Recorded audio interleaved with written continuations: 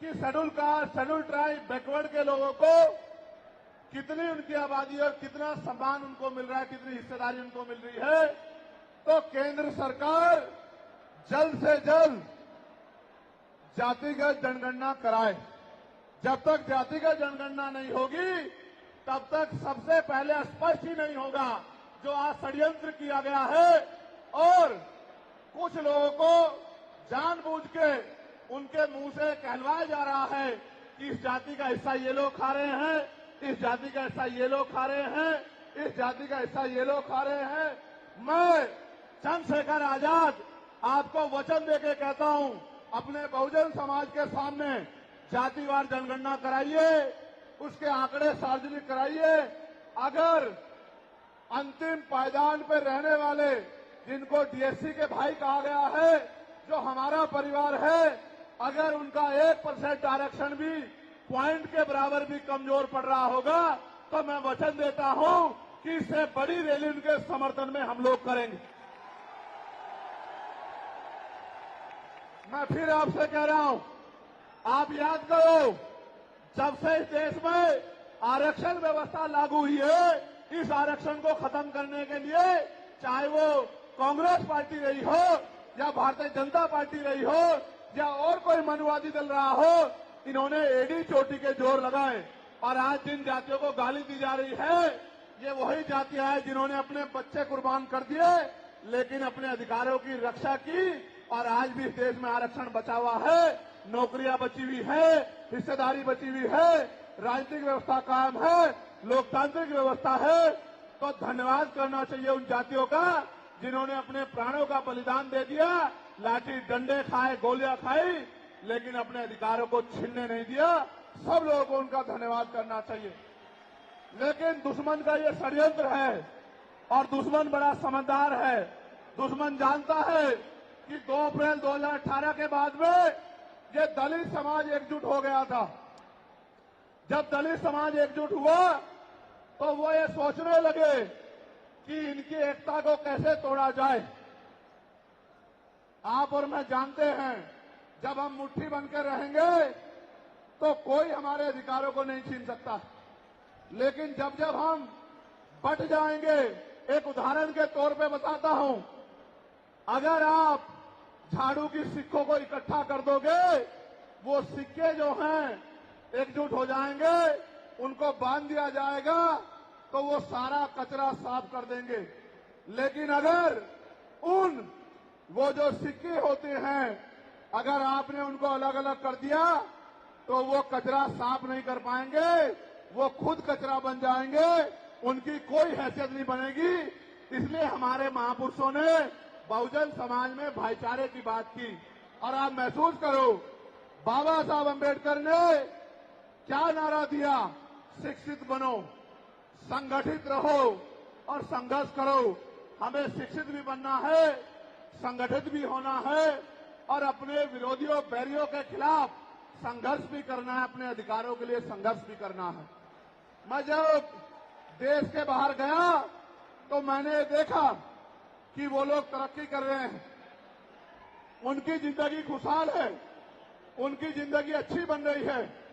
लेकिन उनकी जिंदगी तो अच्छी बन रही है, लेकिन 75 साल की आजादी के बाद आज भी भारत में 80% लोग ऐसे हैं जो रोटी, कपड़ा, मकान से वंचित है, जिनको इज्जत की जिंदगी नहीं मिल रही। तो मैं ये देख रहा था, मुझे बड़ी खुशी हो रही थी, लेकिन जब मैं भारत की तरफ देखता हूं तो बड़ी निराशा हाथ लगती है। फिर ये महसूस करता हूं कि आज जो कुछ हमारे पास है वो हमारे महान पुरुषों की संघर्ष की वजह से है।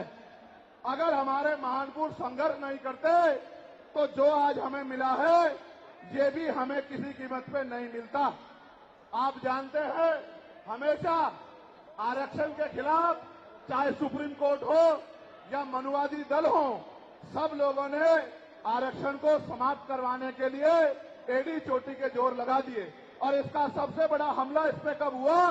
जब 10% ईडब्ल्यूएस लागू हुआ। मुझे माफी चाहते हुए कहना है कि हमारे दलों ने भी हाथ उठा के, जो हमारे पूर्व के दल थे, उनका समर्थन किया, जबकि वो आरक्षण पे सबसे बड़ा हमला था। अगर उसी दिन हम लोगों ने सड़कों पर निकल के अपनी आवाज को उठाया होता तो किसी की मां ने दूध नहीं पिलाया होता कि वो दोबारा आरक्षण पे हमला करने के बारे में सोच लेता।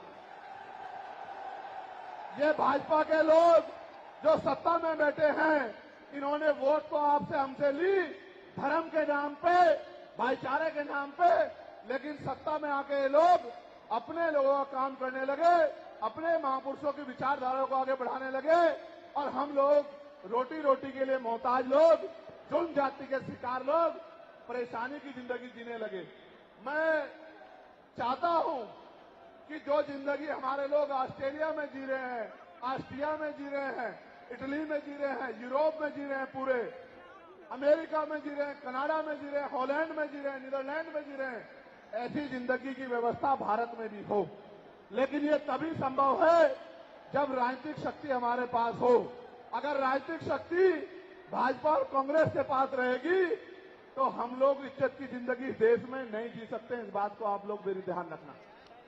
ये मैं नहीं कह रहा हूं, ये बाबा साहब अम्बेडकर ने कहा, political power is the master की।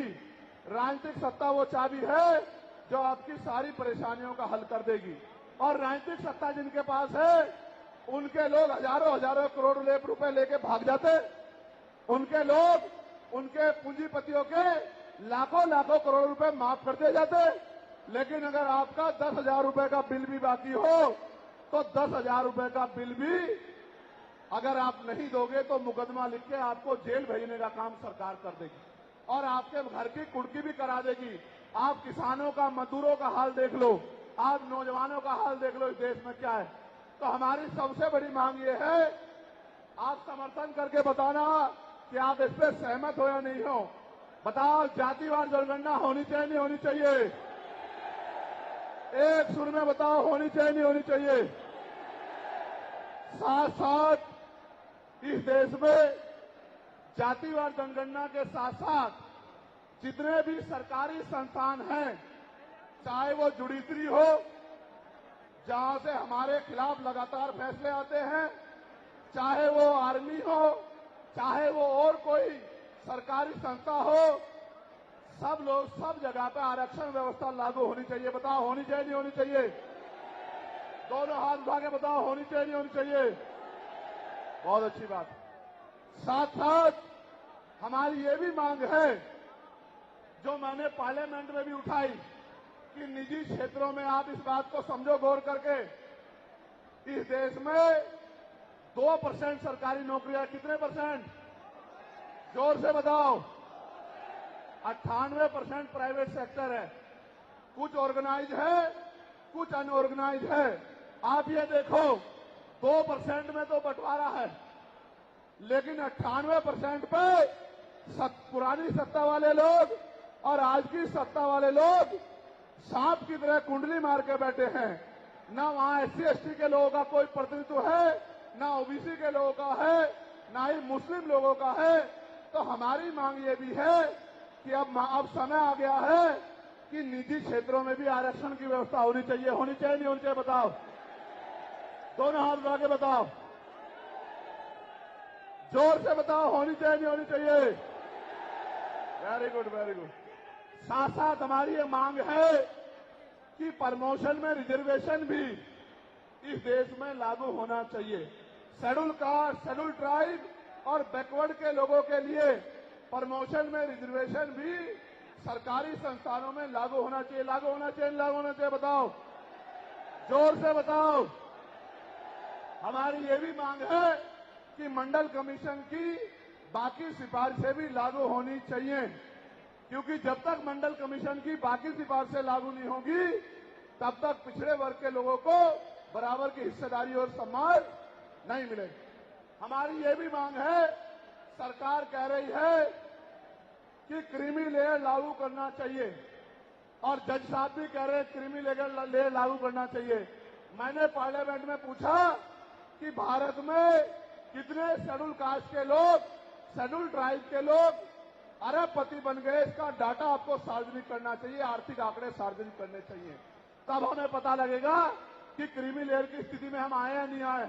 आपको शायद जानकारी नहीं है, मैं आपको बताता हूं, आज भी बहुत सारे पदों को एनएफएस करके, नोट फाउंड सुटेबल करके हमारे योग्य लोगों को नौकरी से निकालने का काम ये सरकारें करती है, क्योंकि कलम की ताकत उनके हाथ में होती है।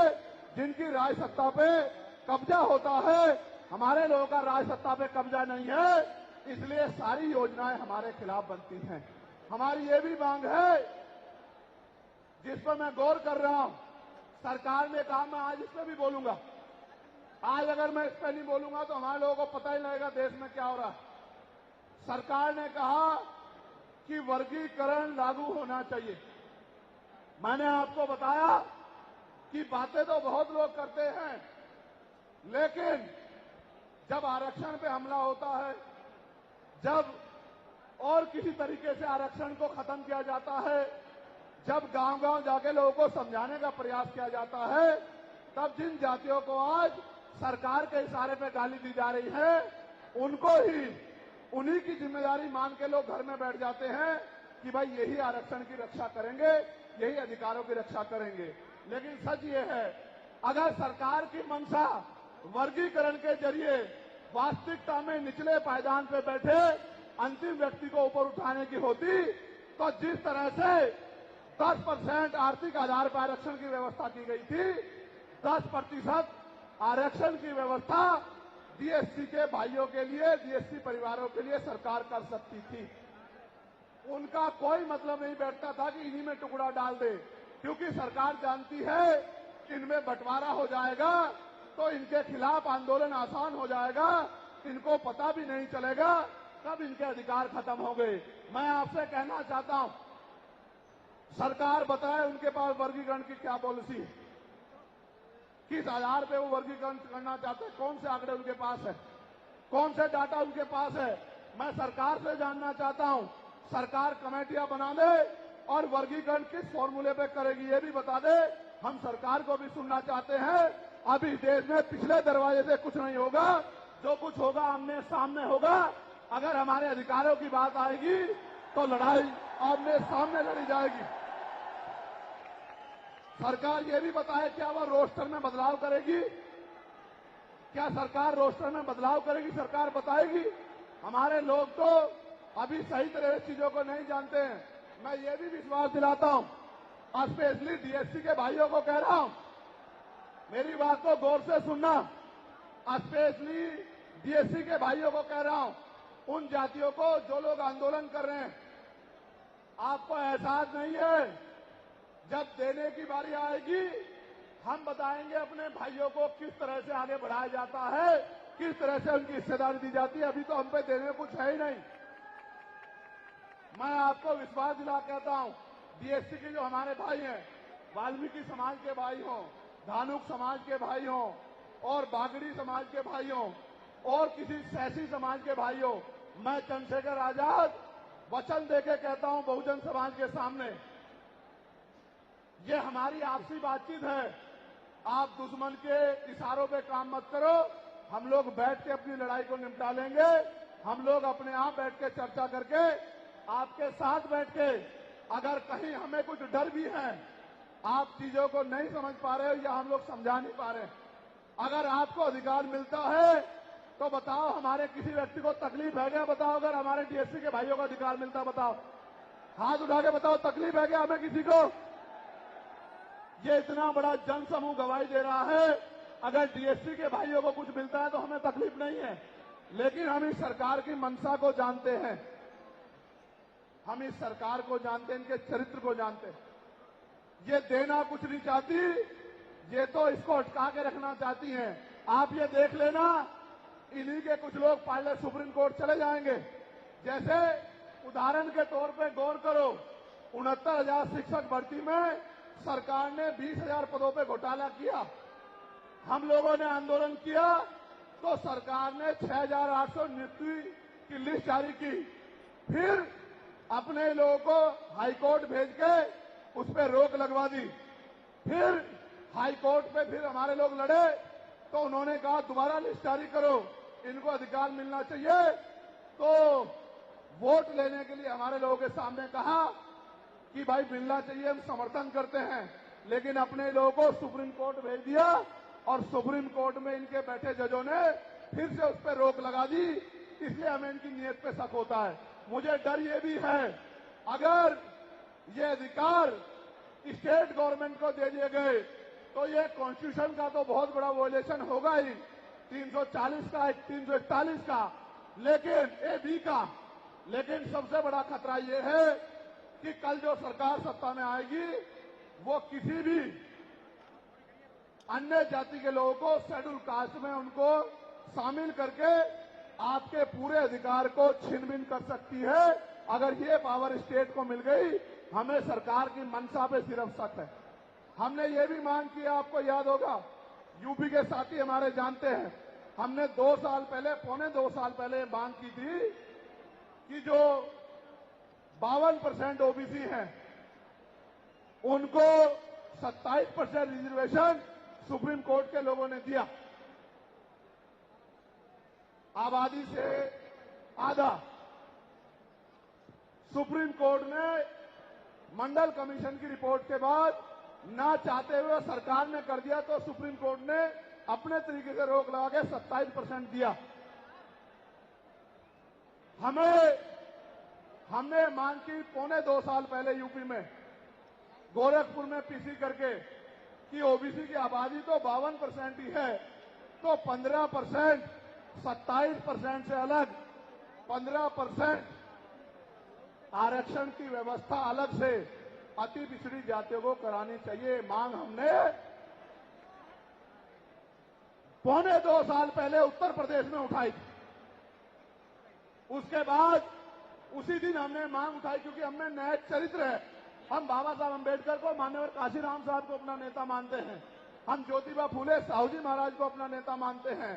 हमने मांग उठाई थी, हम मामला रामसू वर्मा और सर छोटू राम को अपना नेता मानते हैं, हम चौधरी महाराज सिंह भारती को अपना नेता मानते हैं, हम कोतवाल धन सिंह गुर्जर को अपना नेता मानते हैं।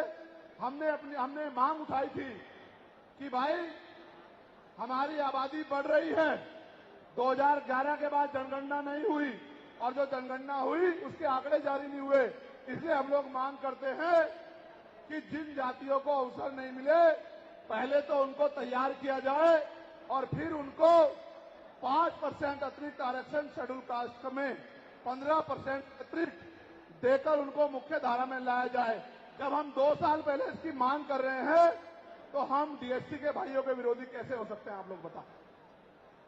तब तो वो आंदोलन भी नहीं चला रहे थे, हम तो आंदोलन चला के मांग कर रहे थे कि मिलना चाहिए, मिलना चाहिए। लेकिन मैं आज भी कहता हूं, हमारी ये मांग है कि अब समय आ गया देश में कि आरक्षण की सीमा बढ़ाई जानी चाहिए, आरक्षण की कैप खत्म की जानी चाहिए और 100% रिजर्वेशन इस देश में लागू होना चाहिए। जिसकी जितनी संख्या भारी उसकी उतनी हिस्सेदारी का लाभ उनको मिलना चाहिए। आप फिर कह रहा हूं, जातिगत जनगणना कराओ और 100% आरक्षण करो। मैं तो स्वर्ण जातियों का सबसे बड़ा हितैषी हूं, उनको 10% आरक्षण क्यों दे रहे हो? मेरी ये मांग है। मैं तो अपने लोगों के आरक्षण में से भी उनके लिए मांग करता हूं। उनकी आबादी तो 15% भी नहीं है। मैं ये कहता हूं कि उनका अलग से ब्लॉक बना के उनको 20% आरक्षण सरकार को देना चाहिए और 80% आरक्षण को एससी, एसटी, ओबीसी के लिए फ्री कर देना चाहिए। जबकि काशीराम साहब तो 85% की बात करते थे, लेकिन मैं समझता हूं कि उनमें भी लोग गरीब हैं, इसलिए मैं उनका 5% और बढ़ा रहा हूं। लेकिन पहले देश को ये तो बता दो, जातिगत जनगणना करा के, कि भाई अभी तक उनका प्रतिनिधित्व कितना है, अभी तक उनकी सरकारी नौकरियों में हिस्सेदारी कितनी है और कितनी कमी उनकी है जो आपने 10% उनको दे दिया। आज हम लोग एक और मांग भी उठाते हैं कि कास्ट का आरक्षण बढ़ा के उसकी संख्या के आधार पे 25% करना चाहिए। बताओ सहमत हो नहीं सहमत हो? जोर से हाथ उठा के, दोनों हाथ उठा के बताओ सहमत हो नहीं सहमत हो? तो ये हमारी वो मांगे हैं जिनके लिए आज हम लोग यहाँ इकट्ठा हुए हैं। और हम इकट्ठा नहीं हुए आज तो मजबूरी या अपने देश से प्यार था कि हमने अपने आंदोलन को बदलाव कर लिया। अगली बार अधिवेशन तो होगा इंदौर में, लेकिन जब तो इस बार एक और बड़ा आंदोलन रामलीला मैदान में, और रामलीला मैदान से अपनी ही पार्लियामेंट का घेराव करके अपनी मांगों को उठाने के लिए हम लोग करेंगे। बताओ मदद करोगे नहीं करोगे?